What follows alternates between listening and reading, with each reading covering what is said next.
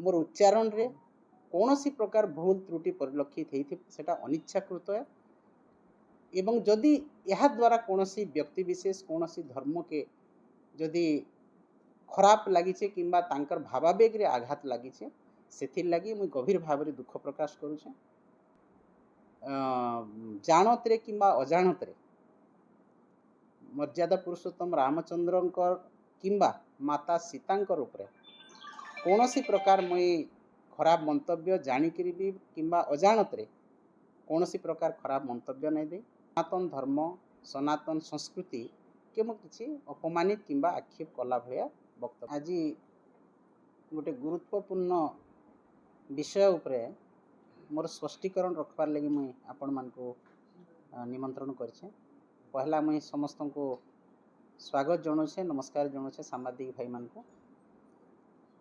विगत दिन रे गतकाली गोटे भाइराल वीडियो रे मो माने महाप्रभु श्री रामचंद्र उपरे एवं माता सीता उपरे किछि वक्तव्य रखुथिबार एवं ताके भूल भाव उच्चारण करा होउछि भूल भाव न्याय होइछि बोलिकरी अपमानित करा होउछि सनातन धर्म के एवं सनातन संस्कृति के बोलिकरी किछि भाई माने क्षोभ प्रकाश करथिले भौणी माने क्षोभ प्रकाश करथिले तार उपरे मैं विनम्रतार सहित स्पष्टीकरण देवार लगी आपण मान को मैं डाकिछे।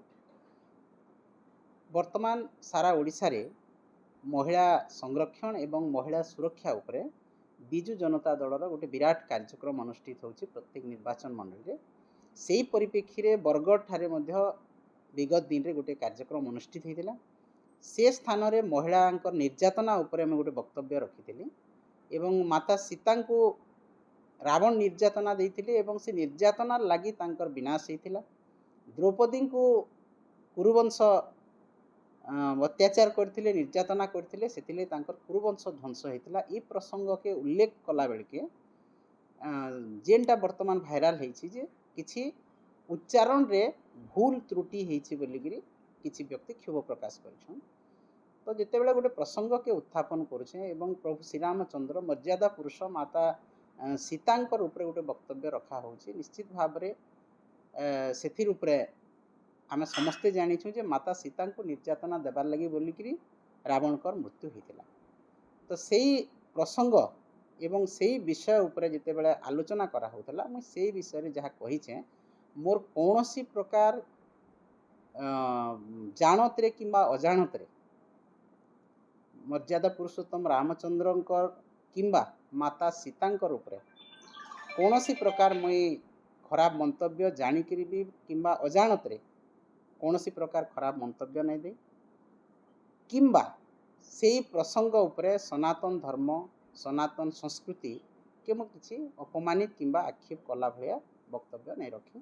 कारण मुई निजे गोटे हिंदू धर्मावलंबी है। सनातन धर्मर प्रभु श्री रामचंद्र माता सीता एवं सनातन संस्कृति के मुई गभीर भाव में भल पाइसी सम्मान देसी एवं भक्ति करसी। मोर कार्यकाल समय मध्य विधायिका भाव में जो कार्यकाल थिला से समय मध्य मुई 32टा राम मंदिर निर्माण करबार लगी मोर विधायिका पांठी अनुदान देइथिली प्रतिष्ठा करबार लगी। तो सनातन धर्म प्रति प्रभु श्री रामचंद्र प्रति सनातन संस्कृति प्रति मोर गभीर श्रद्धा सम्मान एवं भक्ति रही।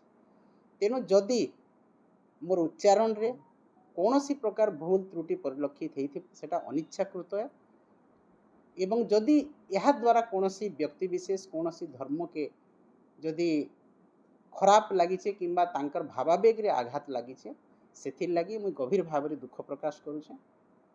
एवं जेहेतु समाजटा आमर भाईचारार समाज गोटे सद्भावनार समाज वर्तमान अत्यंत जरूरी पारस्परिक सम्मान सहिष्णुता एवं समानता गोटे वर्तमान समाज लगी दरकार है। तेणु यही कथा के विवाद के टाणिकी कौन सी प्रकार धर्मीय विभेदता सृष्टि करा नहीं जाओ इटा समस्त को मोर अनुरोध रखुचे। एवं जदि कहा कि ये विषय की लेकिन किसी आघात लगी था धर्मीय आघात लगी था कि भावावेग के आघात लगी था ताहले मैं गभीर भाव दुख प्रकाश करुछे।